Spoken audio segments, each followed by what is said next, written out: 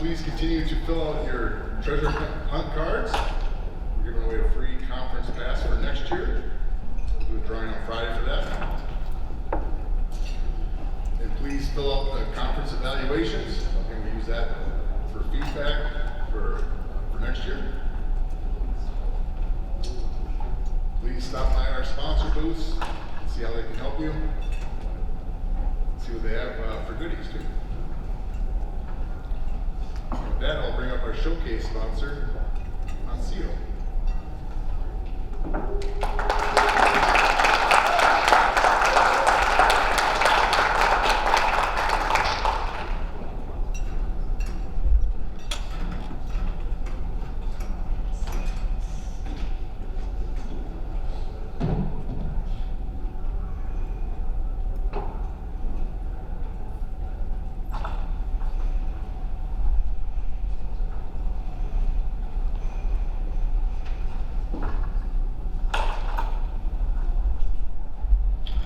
How's everyone doing this morning? So hey, I'm Taylor, super excited to be here today. Obviously I'm here as part of the Monsito and Archive Social and Next Request team. And for those who aren't familiar with any of those products, let me briefly introduce you. As a leader in digital governance solutions, Monsito grew up watching agencies like yours provide critical communication and positive engagement for the public. And we've worked hard to help optimize that engagement by ensuring an accessible website experience that everyone in your community could access by automating your web accessibility reporting, data privacy, quality assurance, and performance management. But as digital accelerated, communicators faced increasing pressure to adopt new policies and practices to ensure their digital content complies with complex regulations, including public records and retention laws. So last year, we came together with Archive Social, the leading social media archiving software, and Next Request, the leading records request workflow automation provider. By combining these three best-in-class solutions, we can offer government agencies a faster, less risky way to simplify the complex and growing regulatory burdens around data retention, accessibility, and privacy. Our entire goal is to build trust in digital communications by making it easier for government agencies to comply with these regulations and standards that will enhance citizens' trust in critical communication efforts. We're so excited to enhance this goal by joining forces with Civic Plus earlier this year to offer an even more comprehensive range of solutions focused on fostering trust and transparency at every level and touch point. If you'd like to learn more about website accessibility, I'm more of the expert in that on the Monsito team. Feel free to talk to me about it. If you have questions about Archive Social Next Request, I can also get you in touch with a specialist for that too. So, just right out there in the hallway. Hope to see you there. Thanks.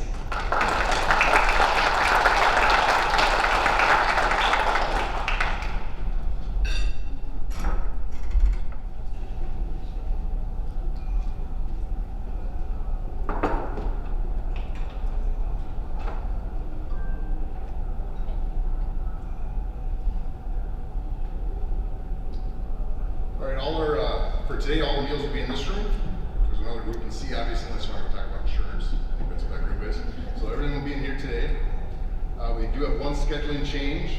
Andrea, our speaker at 11, had some travel issues, but we're going to do it via Zoom. So that won't be via Zoom. Please make it to the members meeting for all our members here at 4:15. And of course, tonight we have our Pinnacle Awards right in this room.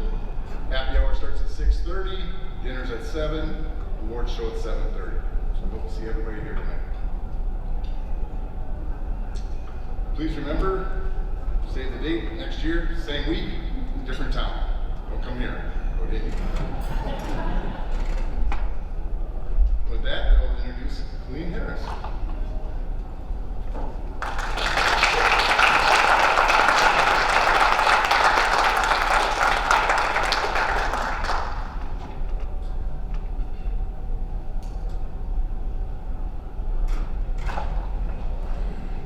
I think I turned it on too.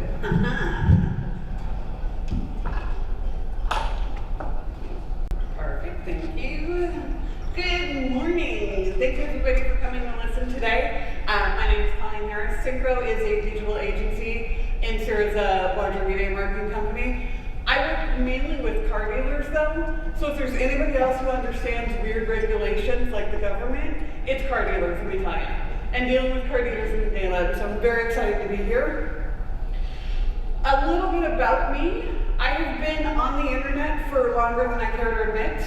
And that's just how I'm about. I have over 20 years of experience. Have been in analytics since about 2013.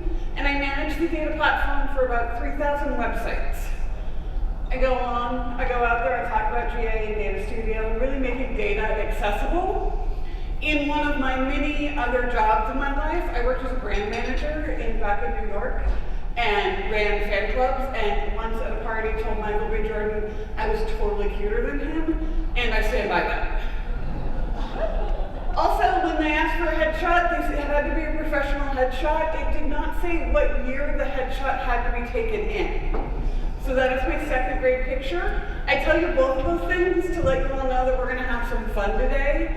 This is not gonna be, we're gonna have fun, we're gonna laugh, it's gonna be okay, we're gonna figure it out, we're gonna talk about data, and that's my approach to all of this. We're not taking any of this too seriously. Also, you can see this is gonna be Ted Lasso themed because I'm a big adult and Lord Kent is my spirit man. It's just one of those things. So what are we gonna talk about today? Also, fair warning, I do talk very, very fast. Speech and debate, 20 years. I'm one of those kids who never figured out how to slow down. So I will try my hardest. If you need me to repeat anything, you just holler that out. 4 big buckets of what we're going to go through today. First is the idea about how do you define your data playbook. There's so much data out there, and there's so much information that you could have. How do you organize your thoughts before you even start to look at data? And then next we're going to talk all about Google Analytics, setting up the data, best practices, as well as this migration into GA4. Because GA4 is a solution that will get us on the right side of any sort of regulations, on the right side of privacy, all of those things, and where a lot of analytics is headed, so let's talk about how we get there.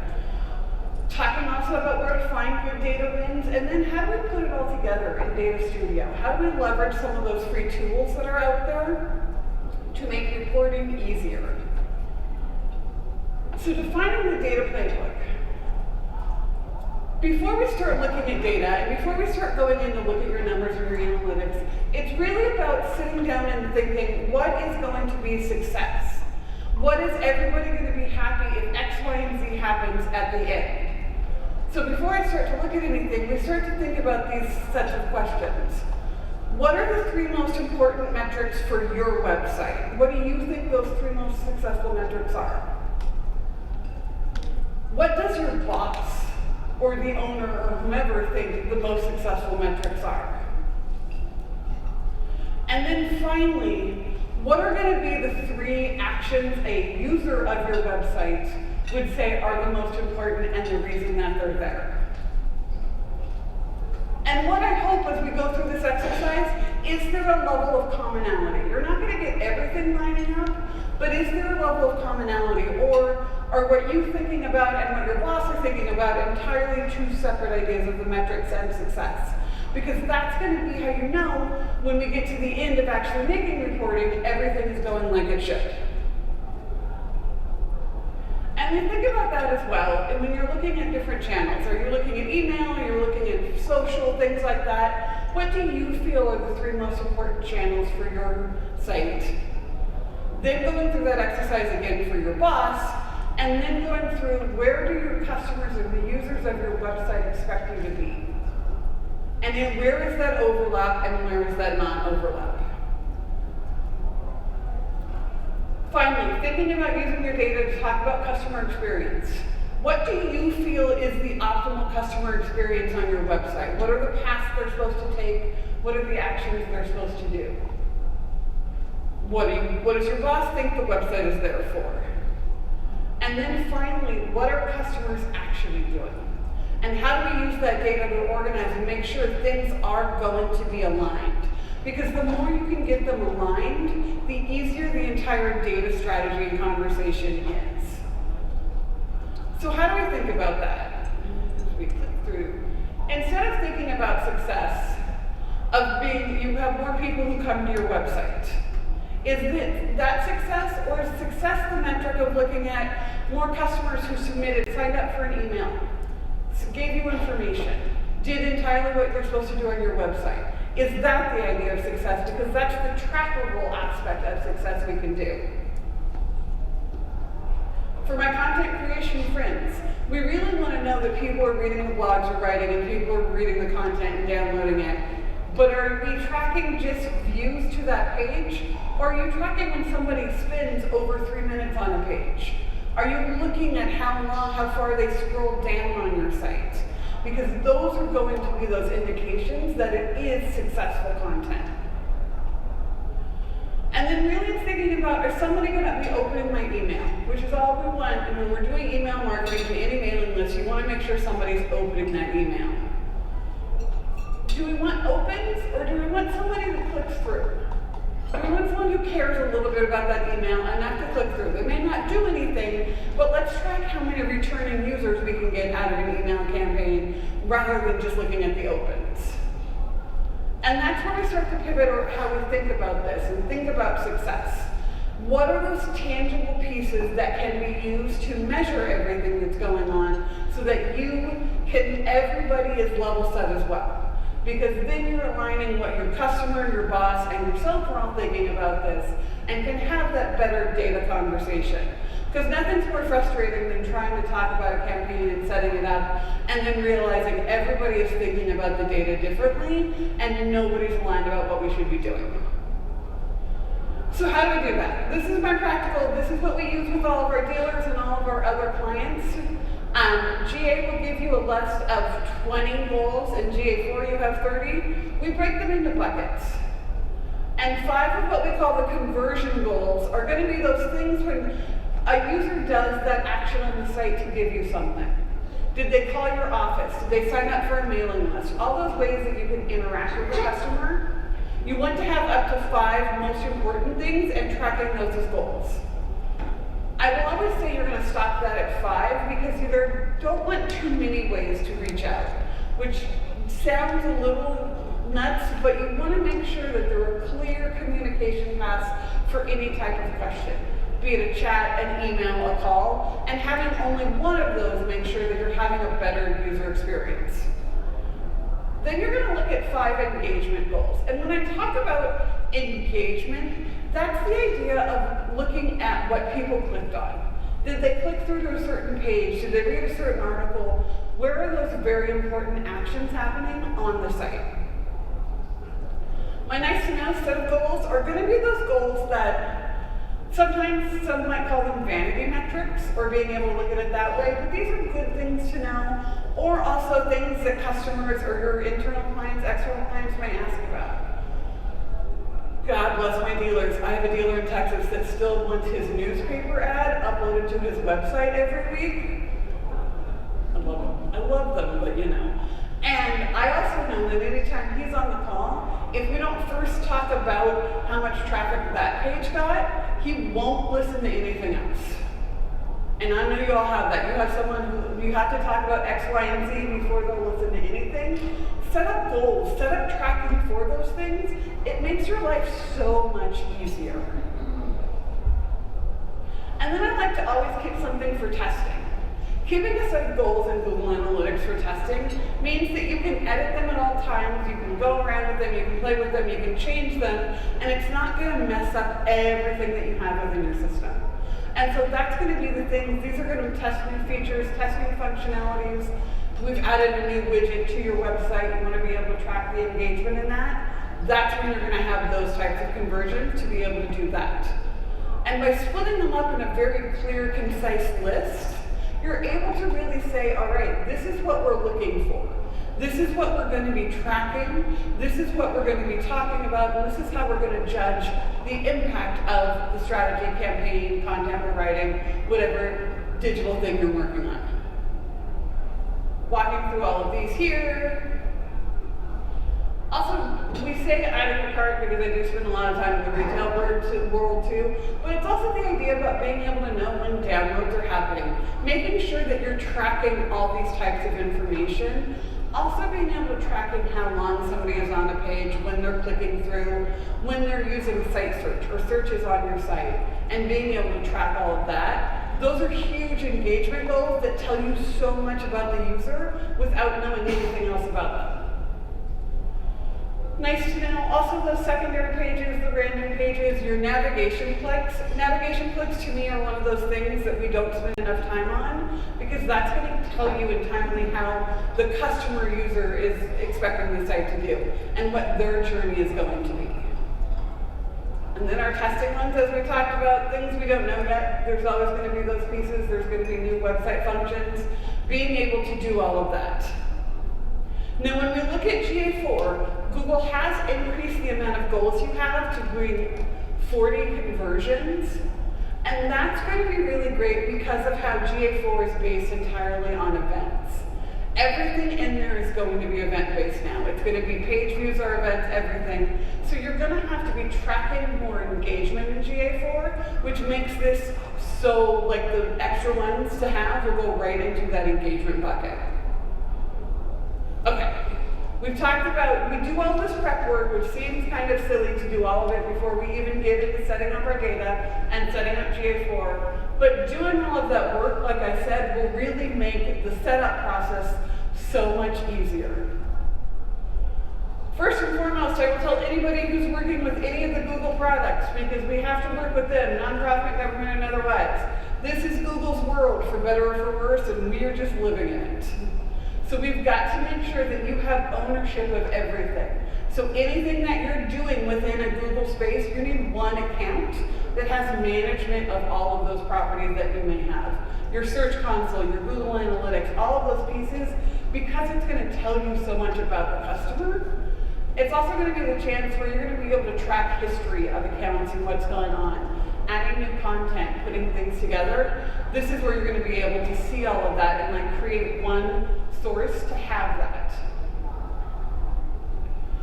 I will make this available for anybody who wants it afterwards on Twitter, so you can also get, if you've not played in GA4 yet, and you're going to know you're going to have to move over there and work through in that, there are 2 demo accounts that Google makes available for everybody. I always like to look at the demo accounts because Google makes sure things work in there.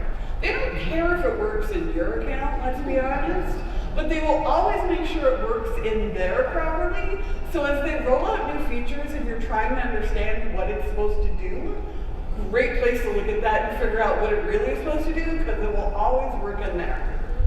I love Google, I do, I swear. When you're working in GA4, if anybody who hasn't been in there yet, you might have noticed GA4 has gotten away of views within Google Analytics, where you could be able to grant a user access to the view. Now everything is done within the stream setting. So it's a different property level and a different account structure that you're going to be able to have to do for that. A lot of what I'll talk about when we do talk about account structure changes are actually meant to be easier for the privacy security side of life.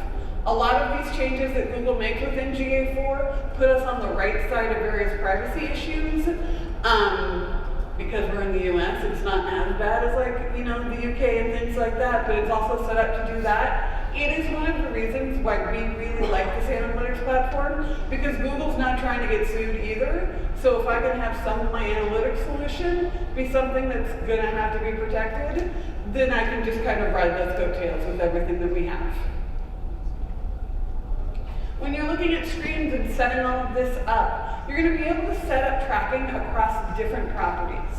I love this for the ability to track a user between an app and maybe the mobile website, the desktop website, all the different types of solutions that you may have. A Google Analytics 4 property will let you follow that user throughout the entire experience. And so that's a great way to understand how an app interaction may differ from something else, and seeing that customer and our user go all the way through. When you're setting up your stream, what you're going to do is go in here and choose your platform and be able to say, this is what I'm going to set up. We're going to talk through the web one here. You're going to drop in your URL. Google also within GA4 has what they call enhanced measurement. This is where all of the basic event tracking for Google Analytics is happening just by installing a GA4 property on your site. It will do scrolling automatically, it will do file downloads, it does site search automatically, all of those things that are just a pain to track right now, and you have to be working with dev teams, will happen at the start when you turn on the enhanced tracking. If Google's going to give us anything, we might as well take advantage of it. It's usually my philosophy for it.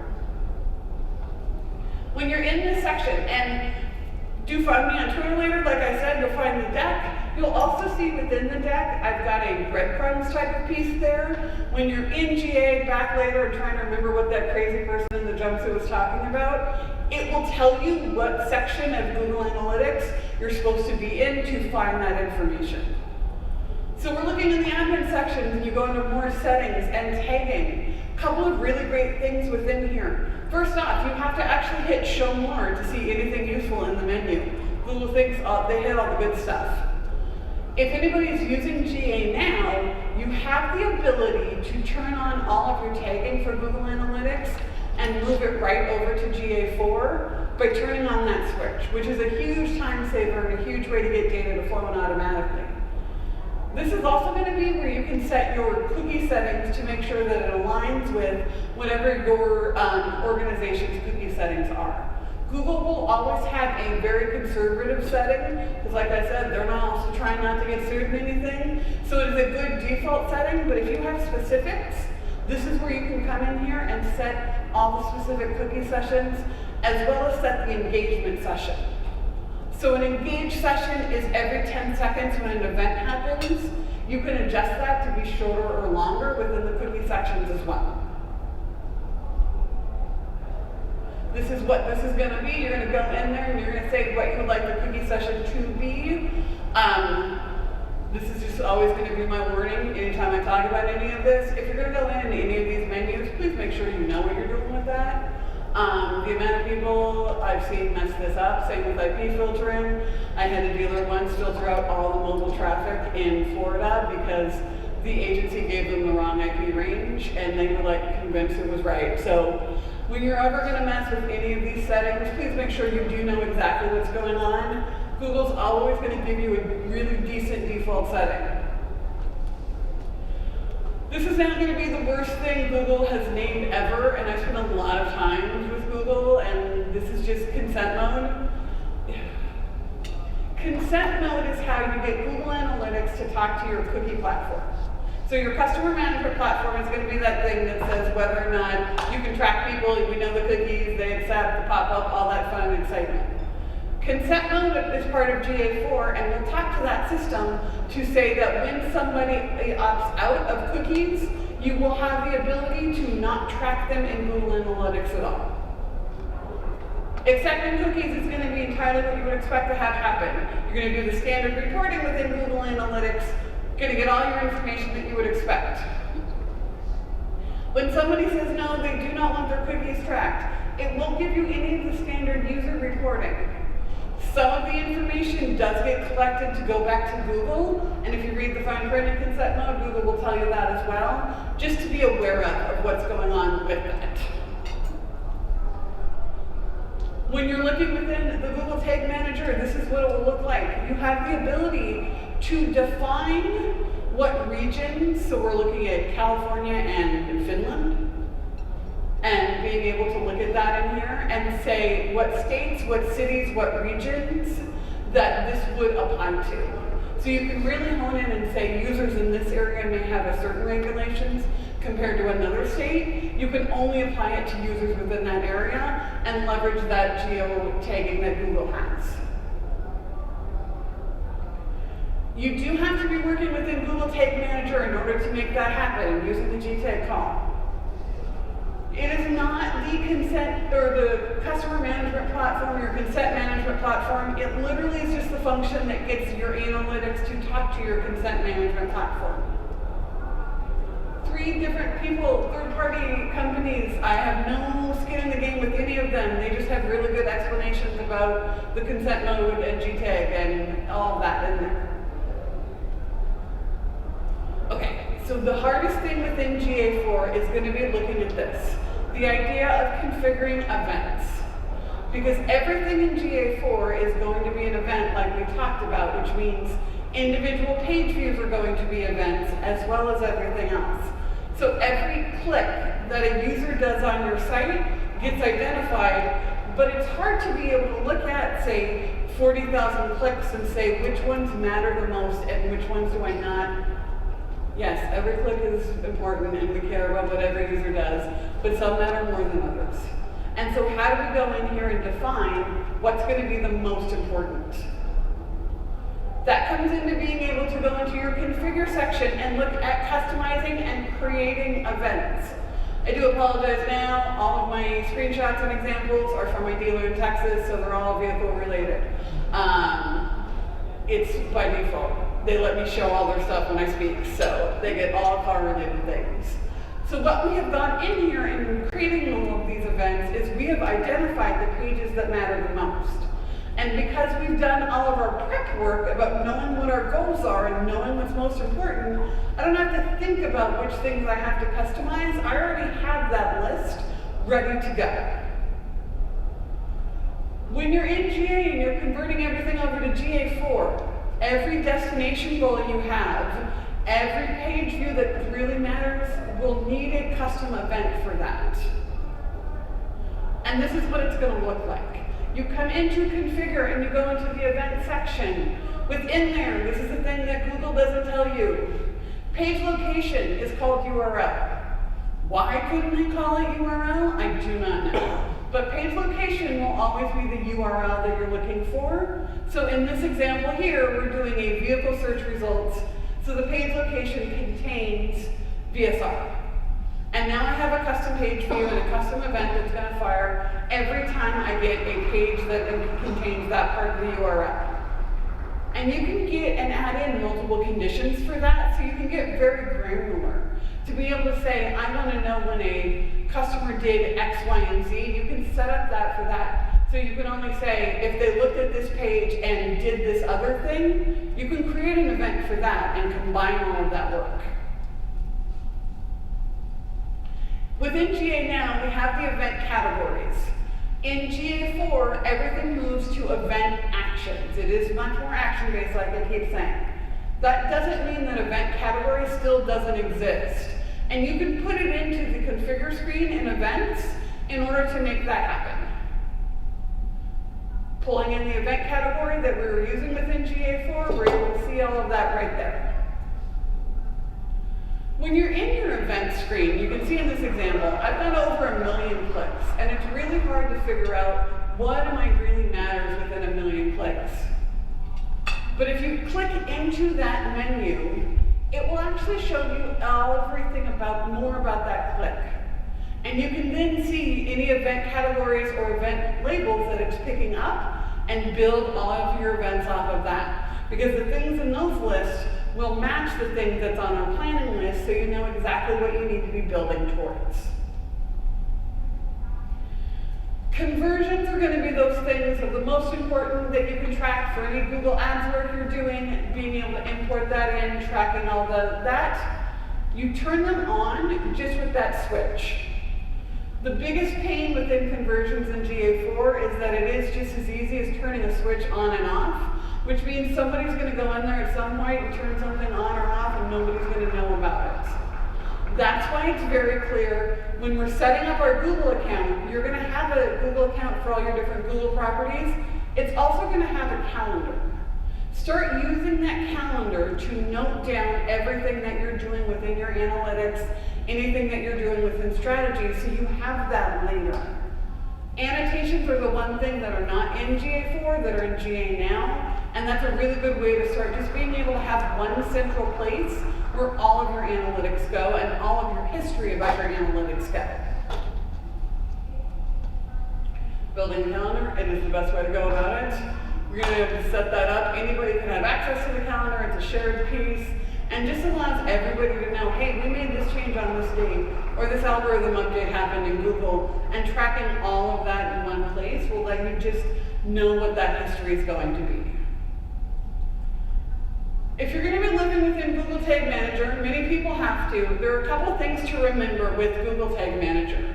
First and foremost is that there are 2 separate tags that have to be configured before you can do anything for that. You have to be able to first do the configuration which is the initial page view, and then you'll have to set up events for every other thing else that you're doing. So when you do the configuration, what it looks at, it comes in here and you just put in that your ID for it, and being able to start doing that, and then you're going to start looking at all of your events. This is the same type of approach that we take if you're going to be talking internally, having a team help you track events. And when we think about tracking events, it's this idea of there are important things on the website, and we need the website to be able to tell the analytics platform the important thing happened. So you either set that up with a tag manager, so you're building the events within there to do all of that, or you're working with your dev team to be able to say, please push this to a data layer, please push this to our Google Analytics account, so you can make that happen. This is why when we think about events we need to track, this should also be matching that initial list we made to be able to say, I know that to track these engagement goals, I need these events to be firing in the website, so you can talk directly to anybody else in the IT department, your dev department, to help do any of that work that you might need. UTM tagging is going to be one of the most important things that happens within GA and GA4 now. Google is very much looking at the URL to tell us nuggets about the customer, especially where they came in from, campaigns being targeted, things like that. So you want to make sure that you're doing that properly and using your source, medium, and campaign. Okay, that's a lot to go through already, I know. But now that we've done all of this, we're building to that successful part of being able to have that reporting and have that successful data conversation at the end. So you spend all that time setting it up. Now let's go in there and figure out where did all that data go, and especially within GA4, where did all that data go, because so many things have changed. Few terms that everybody should be aware about. Users and new users, what you would be expecting to have happen.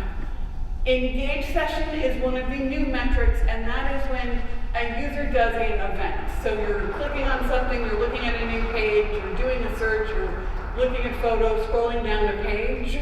By default, it's every 10 seconds, but like I said, that can be adjusted. Engagement rate, then what you would be expecting, to be able to look at the engagement rate of that user and see what's going on. They'll also talk about that per session. The thing with users and sessions, users attribution model by default is going to be first. So the first way the customer or your user hit your website. Session information is going to be the last way your customer or user hit your website. So make sure that you're aware about that when you're trying to build reporting, that you're using all users or all sessions and not trying to intermix. Google did give GA4 and Google Analytics a little bit of a glow up here. One of the parts that really I'm enjoying is the new homepage that lives within GA4. And that's the idea that it's giving us a much more realistic view at real-time activity and being able to see everything that's coming in. They have also a recently viewed section. And so this is last week you went into Google Analytics and you got into a very granular report and you pulled the data you want, and now you're coming back 2 weeks later and you don't remember where that was.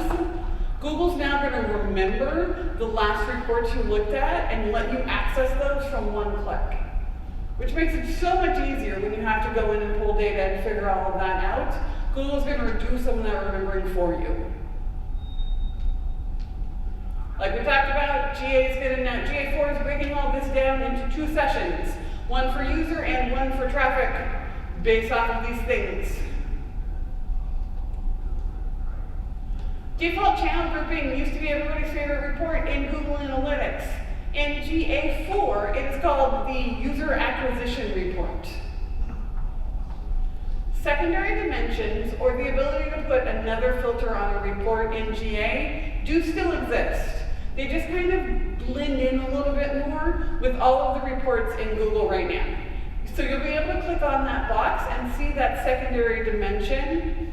The nice thing now is that Well, the nice thing is that now, when you're pulling dimensions in Google Analytics, it gives you one general list of everything, regardless of the report you're looking at. Now, it will only give you the secondary dimensions that apply to that report. So you're going to be able to look at medium and know campaign, source, things like that. In the demographic area, it's only going to give you region, city, country, all of those pieces within there. So you no longer have to sort through the entire list, but be able to see entirely what you want. My least favorite thing about GA4 is the fact that by default, page title is what shows in every one of the reports. I do not understand why Google thinks we can tell a website by a page title and not the URL, but you know, I don't run the world, so I can't actually control it all. When you're looking at this, you can change it to page path and any report in order to see the URL and not the page title. Because as you'll see within the page titles, Google will truncate it. If the page title is longer than they can put in your little screen right there, which really and truly defeats the entire purpose of building a report by page title. URL will let you do that, and they will actually display the whole URL because Google is Google. Insights and alerts, one of my favorite and least utilized thing for Google Analytics. And this is where Google's going to email you and tell you when something happened. And so that you can set these up in a way so that if your tracking were to break, Google will email you right away and tell you it broke, and go take a look at it and figure out what's going on. Because the worst feeling in the world is to be going into your analytics account after 2 weeks or 3 weeks and have nothing there because it broke halfway through and you just don't have data. Like that, oh, it's very sad. It's very, very sad. So you can come in here and there are standard insights that you can do, or you can create a custom one. And what you would do with that is say, hey Google, please email me if the user events go down to 1 within an hour. Because if your user events go down to less than 1 in an hour, that means something is not working. And Google will send you an email right away, hey, this thing happened, go take a look at it. So you know entirely before anything happens and you can, not have that data, you can get in there right away to be able to say and fix that. The e-commerce reports are the pieces that are going to exist within monetization. E-commerce reporting is only going to matter if you currently leverage the e-commerce reporting within Google Analytics now. And only if you are doing that, do you know that you're doing that, and everything I've just said in the last 20 seconds makes sense. For everyone else, we can just nod and move right through. Demographic reporting will give you everything that you want within the demographic section like we talked about. It will also let you flip right through, so you can go between city, country, region, right within the same screen and be looking at the same information and not have to go to a bunch of different screens. It is much more interactive, which is a very good thing.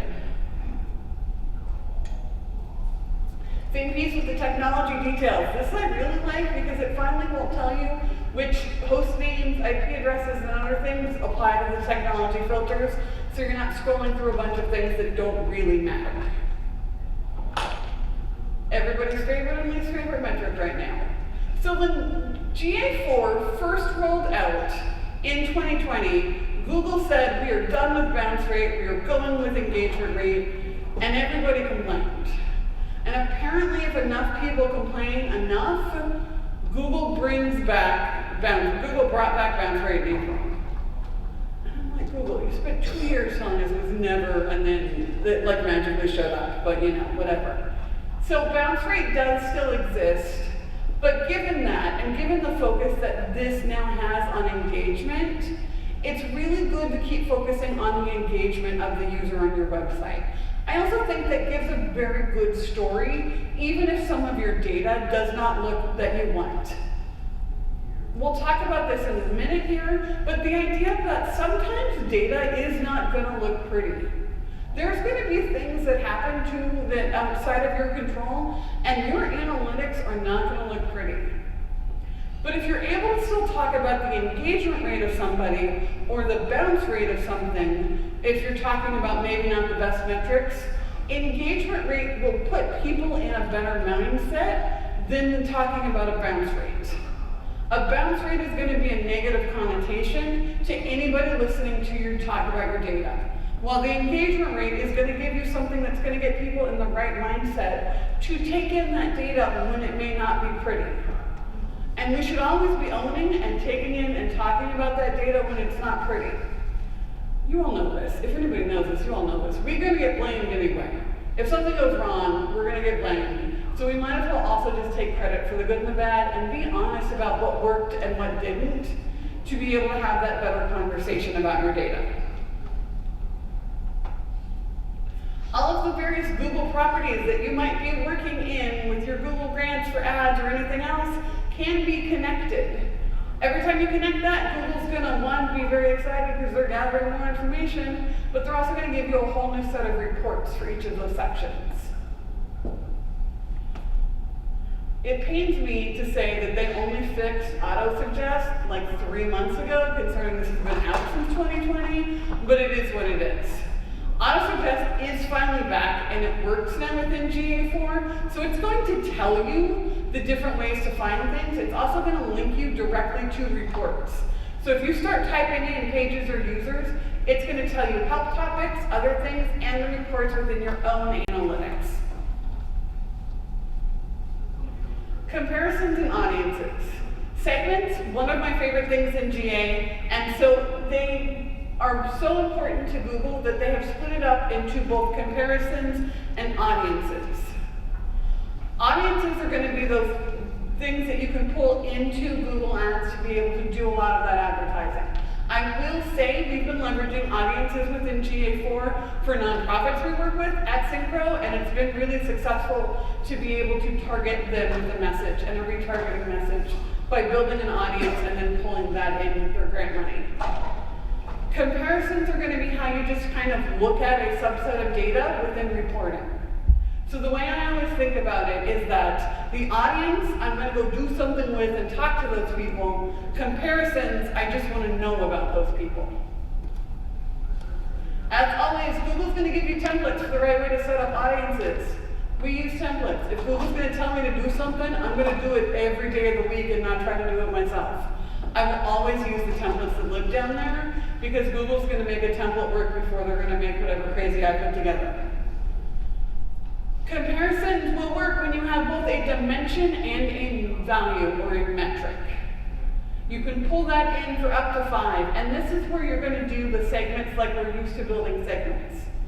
So for example, being able to look at a default channel grouping of display, or being able to look at users from a certain area, you would build that up within the comparison because then you can apply that comparison to your reporting. And speaking of this, if anybody has been in GA4 since the start, you know that the reporting section of it has been horrible. There have been a set piece of reports, and then all they gave you were what they called explorations. And so they started explorations in October of 2020.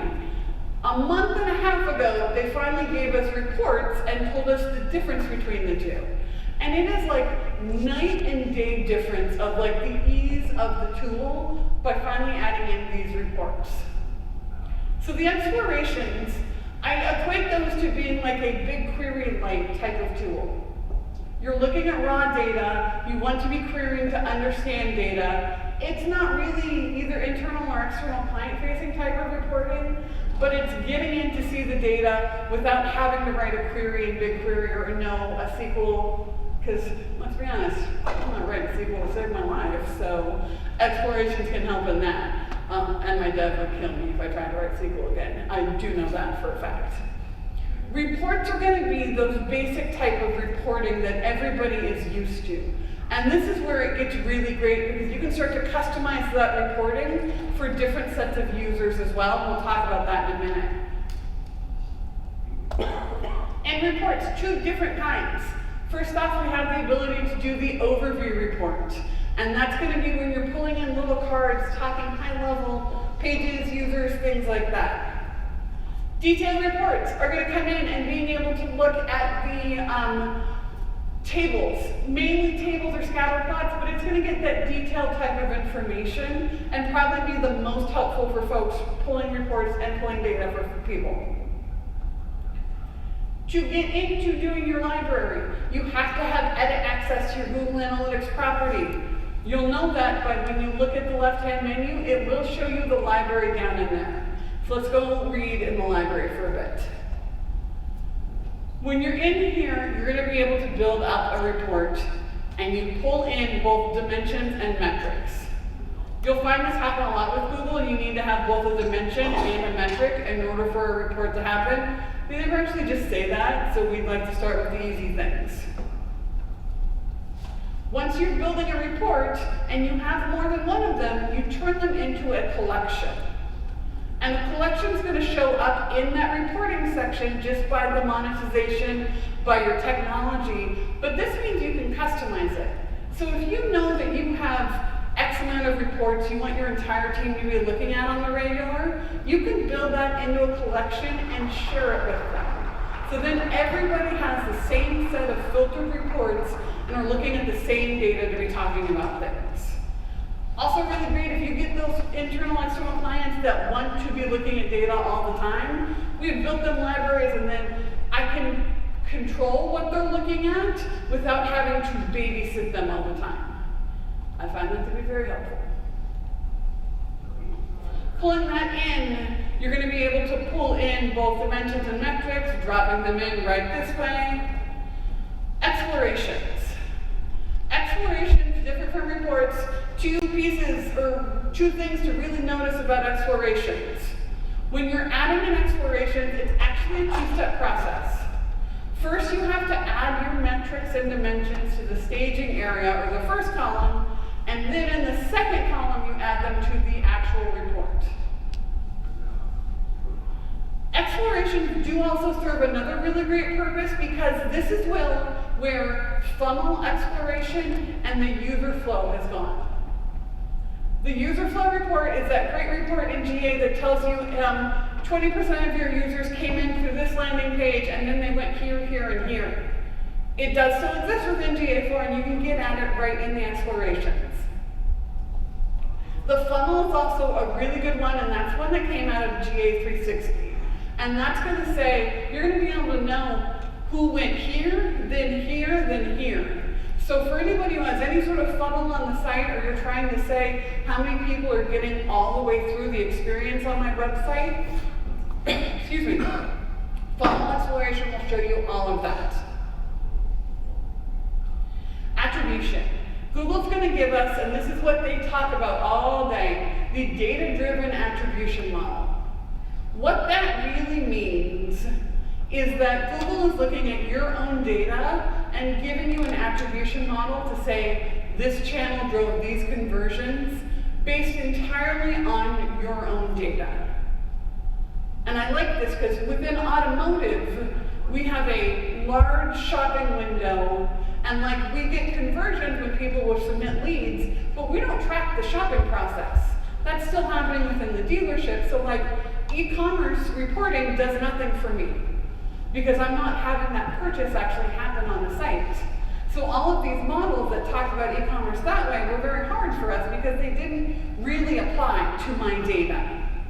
Now we no longer have to have that fight and be able to say, this is an attribution model across all the different channels we're at and all the different things we're doing based off of our own data. I like that because I would rather be able to talk about data that way than pull in anything else. Within the advertising section, even if you don't have any advertising running, you still have the ability to see all the different attribution reporting. And this is the multi-channel reporting and the things that come out of the goals in Google now. And this is going to show you when people did organic and then when they came back through direct and the 5 times they opened your email before they actually came to your site. All of those different types of paths to conversion will come in here. A bit more technical explanation on the data-driven. We won't dive into that, but because it's just really going to assess the probability based off of where you get your traffic from. When you're looking at this though, this is where it really comes into play. Because within all the attribution reporting in GA4, it will show you the early, medium, and late touch points before conversion. Key thing is that you're going to be able to finally have credit for an email or a blog or something like that that's getting people to re-engage with your website, your mailing list, all of that, and then follow that user throughout.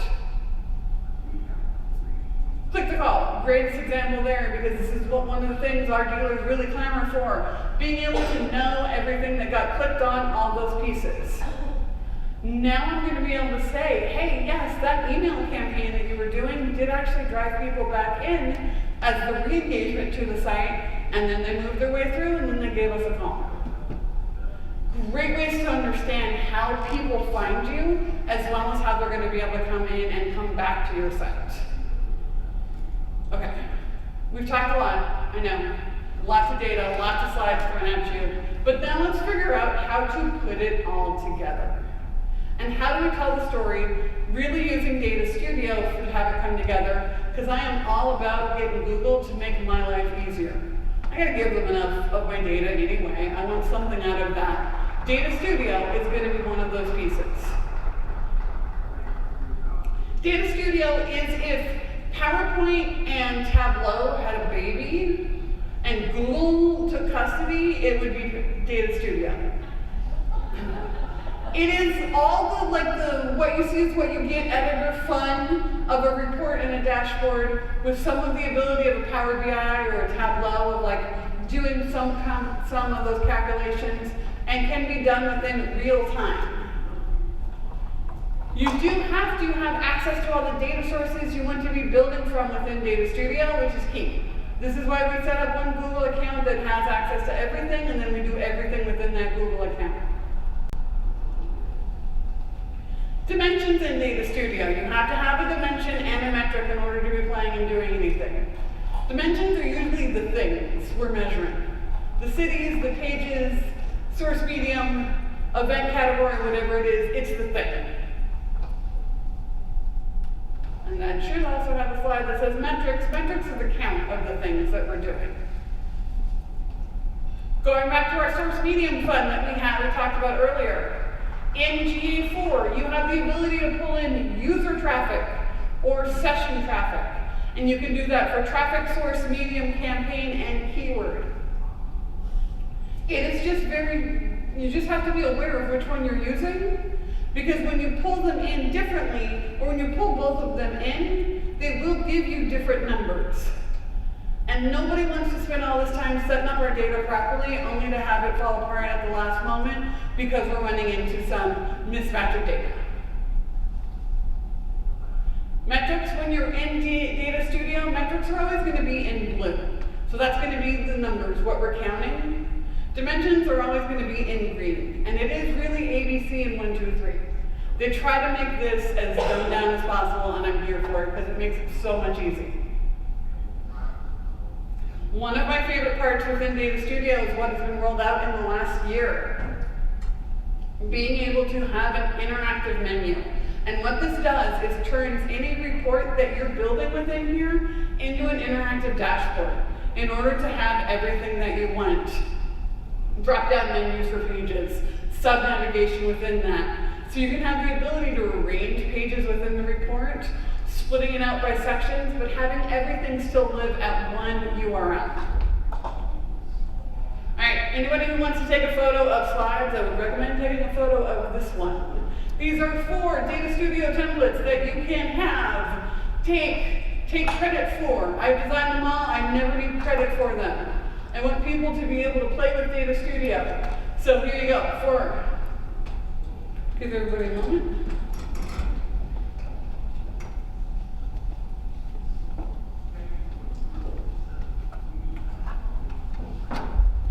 Use, build, create. I love them. I want everyone to be using them. You can also have them be emailed once you work on them and have them going. So then you don't even have to send reports to people. Google does it for you. Love that. Okay, I'm going to read this next slide, and the irony of me reading the next slide is not lost. People have a 5 to 10% retention rate when they hear a statistic. People have a 25% retention rate when that statistic has an image with it. People have a 60% retention rate when that statistic has a story. And there are always good stories when you're in the box like that. Let's just be really honest. So, what does it mean? We don't want to data dump, we don't want to think about that, but we want to make sure we're pulling the right pieces of data to be able to do that presentation, to be able to talk about our successes, where we're going. Okay, now this is going to tie back to the beginning of the hour when we talked about all this work I was talking about what we should do. You've got your goal sets and you've got the things you're tracking within your analytics. In each of your goal set, you're going to pull one metric. So you're going to pull one conversion metric you want to talk about with your customer, your client, your boss, whomever. You're going to pull one engagement metric and one nice to know metric. And then you're going to pull in what I call 2 more data observations. This can be good, bad. If there are things that went on that didn't do well, pull that in as well. Talk about the good and the bad. But you're going to build an entire report with only 5 metrics in it. Which is scary, and I know, and it freaks people out every time I say that. But that's 5 at the top. You really and truly want to have me. My dream is 3 metrics because then they're going to remember one of them. And so that's what you also want to be thinking about. If people are going to take your 5 and only remember 1 or 2 of them, what's going to be the things you want them to remember? If they forget everything else that you say when you're trying to talk about data, because let's be honest, they will. Nobody cares about our data as much as we do. I can spend all day nerding out about cool things in data, and most of the people I work with, their eyes just gloss over because they don't care. And I understand that. So I know that I need to pull out those nuggets that are the best, and this is how we do this every time. This is also how we have scaled this out in our reporting with over 1,000 dealers that we work with, of being able to have a standard for that. And let me tell you, it gave a lot of people hives still. People come in and they're used to data dumping in 10 slides with 12 metrics on each of them. And I'm like, nope, we top it at 5. Include screenshots. We're all doing something, there's some tangible part of what's going on. It can even be website changes. You work to remove, you redid content. Put some sort of tangible representation of your work. Copies of social posts. Letting everybody, reminding them of that thing they can touch and feel. And it's hard to figure that out within the data world because you don't have that. But there's some representation that you can have and include that in there. But we have to still put it together in a way that matters. And let me walk you through this.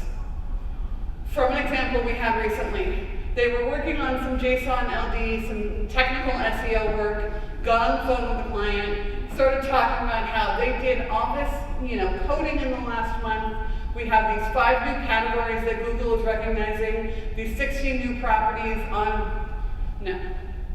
They stopped listening the moment you said I coded a bunch of things. What we do say in this and how we do kind of pivot this, hey, we did a lot of work on the back end of your site. What we recognize is that Google's now connecting your site with new categories. And we're seeing a 24% increase of your listing within the local path in the search results. Same work talking about work, but pulling it into a tangible thing they can understand and drilling it down to 1 or 2 metrics. And that's where we really want to start getting in all of this and why we do all of this prep work to come into this. It's because we want to be able to have the data conversation where everybody is aligned with success, you're setting up your data to pull success easily, and you can present it at the end. Okay, I know, I've talked for a very long time, and we'll have time for questions too. I actually have no idea how fast I've been talking, so we're just going to have some fun. After all the things I've said and done, what do we do next? How do we organize our life? How do we get together? First off are questions to be thinking about and asking. These are both for if you're working with external agencies, internal agencies, or something in between. Talk about GA4. What are they doing for GA4? How are they preparing? More importantly though, the bigger thing within GA4 is that it's moving towards privacy-focused data. And so that's the conversations you want to make sure you're having now. How are we going to start approaching this? How are we going to make our customer management platforms talk to the analytics solution? How are we going to use data if we don't know source and medium about it, but it can tell us a lot about user experience, and how do we pull that data in? It's a time for everybody to really level set and reset what your data strategy is going to be, because we're all going to have to figure it out and do it. If you are lucky enough to have IT teams, dev teams, anything like that, it becomes then a partnership. Because you're going to need their help on the website side or the app side to be implementing the things properly. That's why being able to come with them with a list of these are the events we need, these are the events that we're missing, will make their dev life so much easier because they can understand that and know exactly what they need to bring in for that. Also then making sure, like I said, what is the larger data strategy that you have? Is your analytics strategy, is your Google Analytics set up to match that properly? And then finally, after you've figured out what these goals are, is everybody on board with timelines, what GA4 means, and what your goals are? In a time of reset, this is a really great thing to be able to do, and be honest with people about, do you understand what this means, do you understand where we're headed, and getting everybody there at the starting. You do want to create a new GA4 property and get it onto your website. Get it on there and let it just start collecting data. If you do use Google Analytics now, don't remove it though. Keep using your Google Analytics till it expires next July. Why not? Google's going to keep it, let us use it, do it up. Then you're going to go through your goals in Google Analytics, because remember, every goal that you have has to have a custom event in GA4. But we know what our goals are because we've done all that prep work, so this is going to be the easy part. And then start thinking about what are the reports that you access in Google Analytics now? What are those data points that you need the most? And then where are you going to get them in the future? Is it going to be in a custom report in GA4? Is it going to be in something else? Being able to know and spend about an hour to a month working on Google Analytics 4. Google has also rolled out the certification for GA4. It's about 6 hours of training and then about a 45-minute test. I highly recommend going through it because it's very helpful to understand how Google is thinking about GA4 so you can translate that into where it really aligns with your business. Also the notes I love most. There are a couple of different YouTube channels. Loves data. Also, he's from Australia and he has the best accent ever, and I could just listen to him talk about anything all day. And he knows I'm obsessed with his voice, and he thinks I'm insane, but that's a whole other story. But he just is a very calm man when he talks about it, and he walks through things with screenshots that make sense, and he timestamps them properly. And I really need to hug you for how excited I get over a good YouTube channel. But like, they're hard to find. Analytics Mania is the same. They're both amazing channels that do some of the best timestamps, screenshots. You can follow along with all of that. I would also say too, Google does have a release channel for GA4 where they put all the notes of what they do. Bookmark that and be reading that because there's a lot in there that Google won't say anyplace else but on the release notes page. Google, what are you going to do with them? But it's a really good way to find out some of those specifics because they will also link out help channels and everything else. Okay, on that, we've talked for a very long time. And we have some now time for questions. Oh, perfect timing too. I love when it works like it should.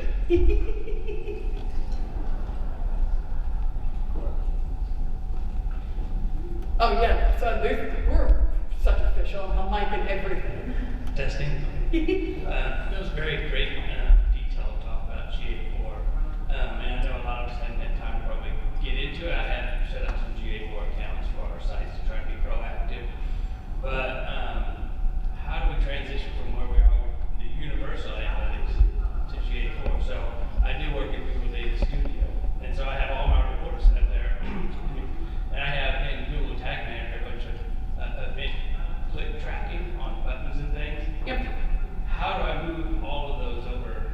Or I guess, can I use those same Google Data Studio reports and bring in the GA4 data and turn off the universal analytic data? I mean, there's going to be some differences, I'm guessing. So Yes. that's probably what we would want to know as a group is how do we transition from what we're used to to what we're going to? And is the Google Universal Analytics, is it going away in July? Do we need to export that data? Oh, you asked a perfect question because I have a whole answer for that one. I love it. I love it. So yes, Universal will go away July 1st, 2023. What I would recommend is in Universal, you can export data out of Universal into Google Sheets. And you can pull that data back as far as you want when you export. You can then create a Google Sheets connected to a data studio. So that's the way that if you want your historical data after July of next year for Universal, that's how you would get at it and be able to keep a record of all of that. By the way, Google hates when I say that out loud, which is But why I really love saying it. it is true that the Universal Analytics is going away, so after July, Yeah. you won't be able to get to that data. Yeah, So you won't. someone, if the department comes to you and says, I need some 5 years of data, and if you haven't proactively exported and set it up, you won't have it. Yep. So that's where you want to export out in however long back you need to do. And what, let me see the other day, I was consulting on this the other day with some election organizations. And I said, you're gonna wanna export, but you also then need to go back to initially what I said, what's your data retention policy? How long do you really expect to have data? Because that's how long back you need to go. For them, they really needed to export out 4 years of data because of various election cycles and things like that and everything that goes along with that. For my retail clients, my dealers, things change so much. Year over year is no longer the thing that it used to be because of all the other changes that occurred within retail and things like that. So being able to identify entirely what you want for your data retention, and then you're going to want to export the default channel grouping report into Google Sheets and keep a data studio for that one. Can you just export all the categories? Because you never know what you're gonna get. Yep. So just That's- export it all. So, That's where we go to, what are the reports you access the most? Because yes, you could go through and export everything, but the reality of what's in Universal is that you use 25% of it all the time. And the other 75% is there and we don't really use it, but it's cute to have every once in a while. So you want to know, what are the reports I use in Universal now? And the same way you're going to rebuild those in GA4, you're going to export those 10 and the date ranges for those to be able to have it back up that way. so technically I could keep the most data studio reports I currently have. I've exported that data into Google Sheets, use that data to populate those and delete those as historical. Yep.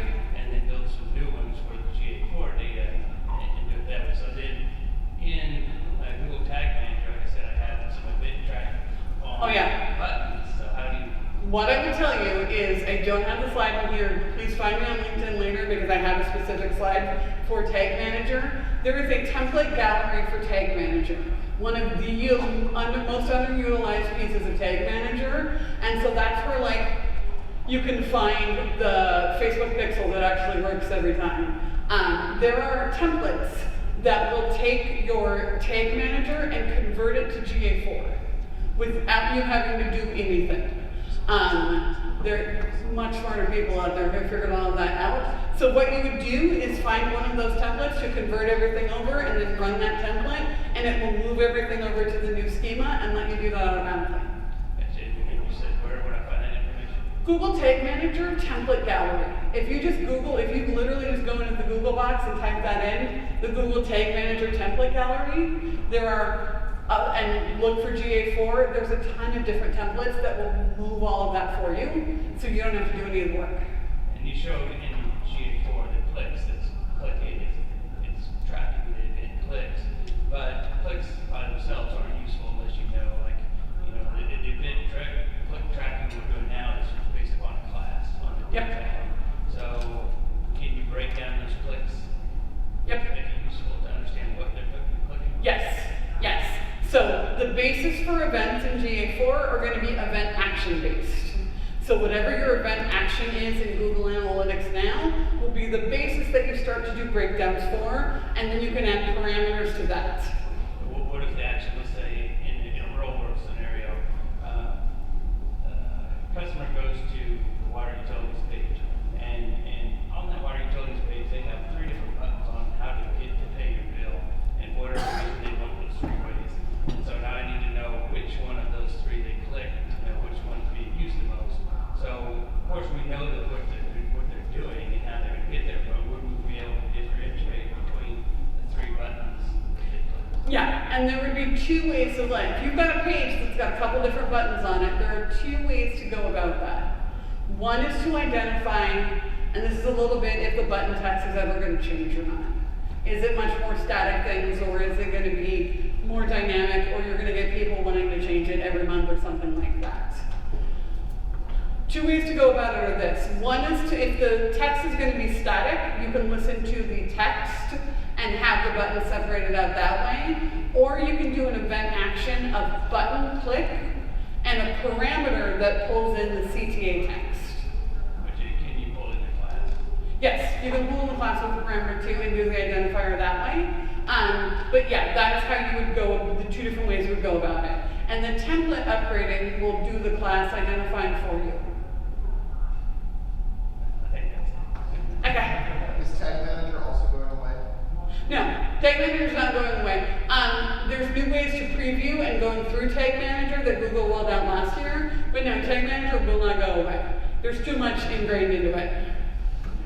Okay, go ahead. So if someone doesn't use Google Data Studio to build reporting and they're used to going in GA Universal and Yep. dashboard, is that going away too? So they're not no longer be able to go in and look at data the way they normally did. That's one of the 2, right?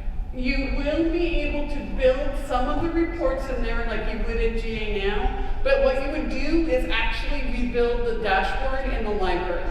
So you're going to be able to build that library and it would have the same data that you would have put into the dashboard that way, and then they can identify it and go in that way. Does that make sense? Okay. Quick question. So you mentioned views are going away. Yes. We lean on that a lot to kind of segment out access to certain reports, so subfolders for departments. What is the strategy for that? Do you have to set up new tags for each one of those departments? Do you use GA360 or not? No. Yeah. Google stopped caring about you. And I apologize. On behalf of someone who doesn't work for Google, they stopped caring about you, and I apologize. I get to be selfish now because I have 360 and they have sub-properties, so I don't have to really care about it. But no, what I will say, one of the things we started to use is within, going back to the collections in the library, you can, on those reports, filter the reports. So they're only looking at certain side of traffic. So let's say, we did this for North Face the other day. And I'm trying to remember and put it together in my, sorry, you're getting real time, me finding the thing in the back of my brain. So we built the report but did 3 different countries and filtered, or 3 different copies of it, and filtered the view down to only look at that traffic. And then shared like the US team got that, the South America team got access to that report, and on and on. Technically, yes, if somebody was being shady, they could probably figure out how to get at all of it, but it's the best way I have found to go about it now is doing filters on the reports and then sharing that filtered report so they're only seeing their subset of traffic. Because you can do that filter based off of URL, country, folder structure, or anything else like that. Perfect.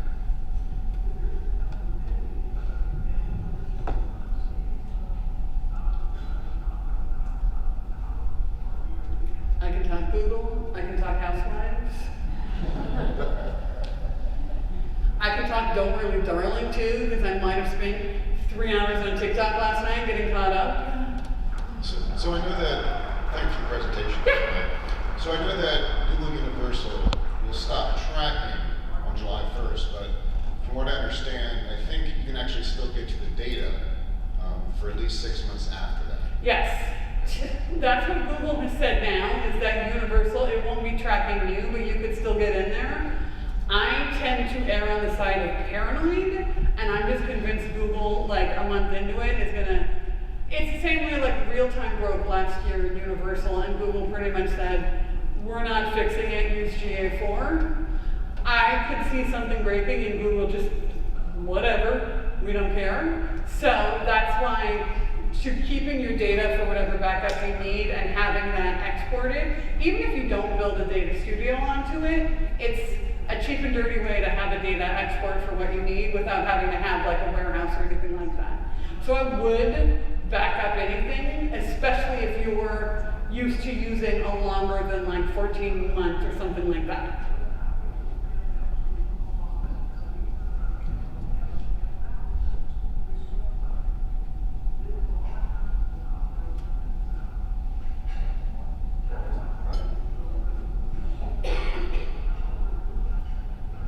So right now in some of the reports, I keep seeing thresholding applied. Is that based on certain data being taken out? Like Yep. Gender? Yep. That's going to mean that the Google signals, go in and check if you're getting a threshold limit, go in and check the Google signals to make sure that they can be turned on. I say can because not knowing you all are in a room that you can't turn it on for some, and that's just going to be the reality. So if you can turn on the Google signals for the different areas, that will stop some of the thresholding, but otherwise, yes. You'll always see that threshold, but you'll see it more and more, especially if Google's unable to identify things about the users. They just throw that on there as a blanket. Any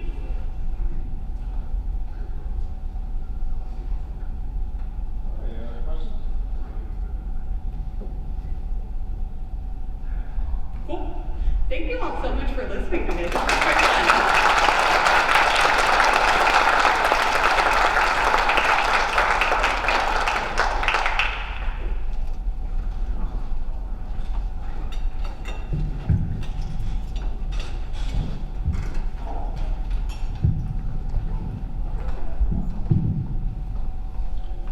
Well, thanks everyone. Just a reminder, breakfast or lunch is in this room, not in C. It's a wrong hour schedule, that's fixed. And then we do have a snack break at